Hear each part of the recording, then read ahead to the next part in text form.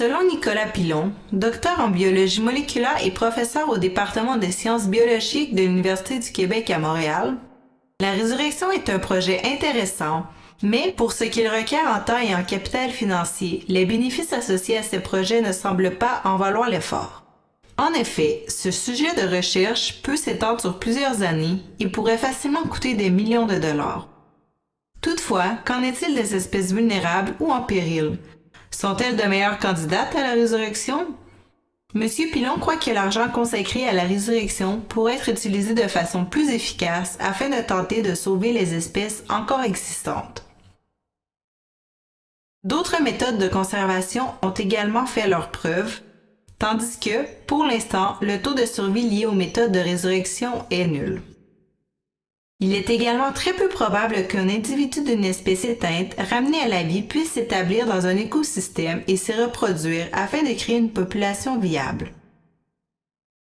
Toujours selon M. Pilon, il est essentiel d'avoir un brassage génétique dans une population et, en ce qui concerne la résurrection, le matériel génétique utilisé est souvent issu d'un seul individu. Une population viable issue du matériel génétique d'un seul individu ne semble donc pas réaliste. Ainsi, il serait probablement mieux de prioriser la protection d'une espèce avant qu'elle ne soit éteinte. Jean-François Giroux, écologiste et professeur à l'Université du Québec à Montréal, pense aussi en ce sens. En plus des difficultés génétiques qui pourraient nuire à la viabilité des espèces, plusieurs autres problèmes sont envisageables. En effet, il faut prendre en compte l'intégrité des écosystèmes d'accueil qui peuvent être compromis si l'espèce réintroduite est éteinte depuis longtemps et que l'écosystème dans lequel elle vivait a depuis changé. Sa réintroduction pourrait être perçue comme l'équivalent de l'introduction d'une espèce non indigène dans un nouvel écosystème. Ceci pourrait perturber les écosystèmes en créant des problèmes tels que la perte de la biodiversité, causée, par exemple, par une trop grande compétitivité de l'espèce introduite face aux autres organismes présents. Un autre élément important est de connaître les facteurs limitants. Si les composants qui ont poussé l'espèce à l'extinction sont toujours présents, il faut s'attendre à ce que le problème se perpétue. Malheureusement, il est difficile de déterminer les facteurs limitants avec peu ou pas d'individus à étudier. C'est pourquoi il est peut-être préférable d'agir au niveau de la conservation des espèces menacées avant d'utiliser la résurrection comme solution aux problèmes d'extinction.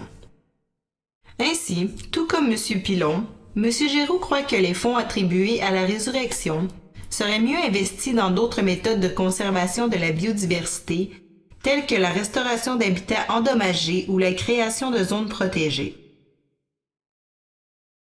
Les efforts de conservation ont également besoin de beaucoup de financement, mais les résultats sont palpables, comme dans le cas du condor de la Californie, dont il ne restait que quelques couples vivants et dont la situation s'est grandement améliorée puisqu'il est en voie de perdre son statut d'espèce menacée.